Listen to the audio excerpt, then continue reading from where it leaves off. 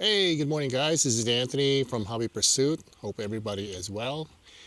Exciting times, isn't it? Sony just released a brand new camera, and that's the A7R6. You probably by now probably have seen a bunch of demo videos of our different YouTube influencers in the camera world. This particular video is a opinion video of the A7R6. Is it for me? Well,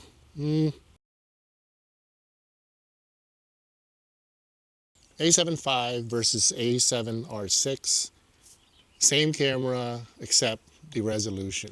66.8 megapixels, that's a lot for me. With the A7V, I'm getting 33 megapixels. A7R6 would have the 9.44 dot EVF, while the A7V has a 3.68 dot EVF.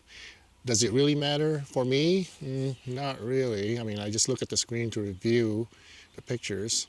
So A7R6 has this cool feature where you press the like a light button, the different menus in the front of your camera lights up. I mean, that's pretty cool. Is it a game changer? Not really for my own use, no. I started with the A7 III, and A7 III had 24.2 megapixels. So if I load that, let's say 1,000 pictures, I try to save it to my computer. Only takes like 3 to 5 minutes. While the 33 megapixel files, raw files, that's going to be times two, maybe around 7 minutes, 7 to 10 minutes. So I can imagine the 66.8 megapixels. That's even longer backup of the files. And of course, on top of that, when I said render, I use Lightroom. If I render one picture, it takes me like a good 10 seconds to 30 seconds. I believe I have a good setup on my computer. I have the MSI computer with 32 gigs of RAM, and then it's got the NVIDIA RTX 5060.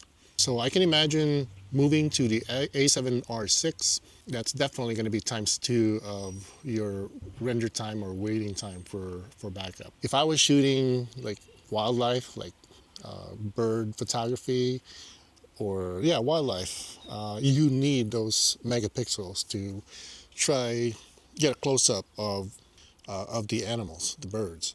But I shoot portraits mostly, and I mean, in camera, I try to do my best to stay close to my subjects. So I really don't need the 66.8 megapixels. What is it, $4,498 compared to an A7V, which is 2,898. So again, also that one, you got to consider the price. 4,000, that's a little bit on the, almost on the pro side. So I'm basically a hobbyist with a liking to portraits and family portraits and all that. So that's a lot of moolah for my taste. So I mentioned I got the A7V. Also, I got a couple lenses. I got the Viltrox 35. So it's like 1.2, I believe so. So I got the Viltrox, and another reason why I'm not really looking for a camera body, because I'm more of upgrading lenses now. So aside from the Viltrox 35, my major purchase was the Sigma 135 1.2. And if I was to choose, I'd rather spend my money on lenses rather than a new camera body. I take my upgrade seriously. I try to ask myself, like, what do I need? Do I really need a body, or do I need some lenses? So at this point of my photography, lenses is where my money would be at. And from the A7 IV to the A7 V, definitely it was a big upgrade. I know they both have 33 megapixels, but the big plus for me with the A7 V is yeah, the blackout free shooting. Of course, the A7 V has that, and then the AI autofocus on the A7 V. It's a great upgrade in my opinion, and also you got the pre-capture feature for the A7 V, where you get to have some shots even before you capture. So that's a great feature, and that is why I upgraded to the A7 V. Recently, I've covered some events with my Filipino community here. I covered a gala event where everybody wears masks, and the Sigma 134 was a joy to use because it complements the A7 V autofocus. It's a great lens to have. On top of that, it's very sharp. The Sigma 135, and of course low light monster because it has a opening of 1.2. So I was really happy with the Sigma.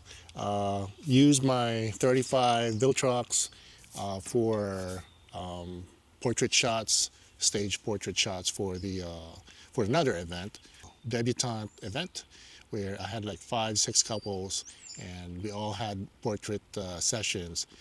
So I took the Viltrox to do that. I'm gonna show you some pictures probably showing right now. And of course I used my favorite 18 to 300. This is an excellent lens, especially when you just want to have one lens for the whole event, because it takes a wide angle of 18 and then you could focus in at 300. Definitely the lens for me when I have a very important event where I have to capture from wide angle going to zooming to 300. And a surprise lens that I would promote is the Maiki, whatever you pronounce it, Maiki. And this is a fisheye 7.5 manual. It's got an opening of 2.8, but I actually put the aperture at 4 so that at least make sure that it's not blurry. I paired it off with, again, with my A7 V, because the A7 V has 16 stops of dynamic range. It was a surprise lens for me because it took great shots, especially when the dance started and I had to be creative and try to get in with the crowd. So I'm really up close with my 7.5, and also I had a surprise go-to flash. The name of the flash that I highly recommend, and it's cheap too, the Metalite F2. It's a manual flash, and you have 3 settings.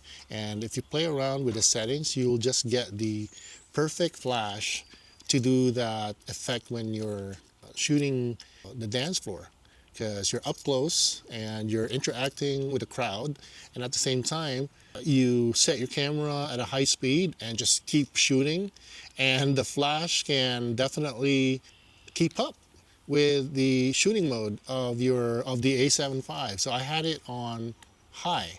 I was shooting away with the A7 V with the Makey 7.5, and here are the pictures that came out with the Metalite F2 flash. So I highly recommend these upgrades that I did. I'll probably go and do some videos, demo videos of each of the upgrades. So anyway, this is Anthony, just enjoying my, I took a day off on a Friday.